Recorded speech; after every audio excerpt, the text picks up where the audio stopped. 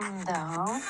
Започва подготовката за най-социалното събитие за българите в Великобритания. Чакане на опашка за предсрочните парламентарни избори 2026 на 19 април, включително в Лондон с забележителни дължини на опашките. Това събитие предлага безплатни забавления. Какво включва програмата? Намери си приятел на опашката. Минимум за едни избори напред.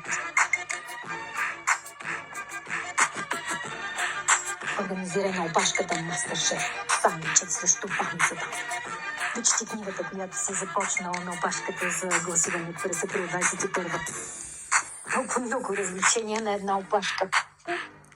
Ако предварително си се регистрирал за гласуване в секция в чужбина, ти си на приорити бординг опашката.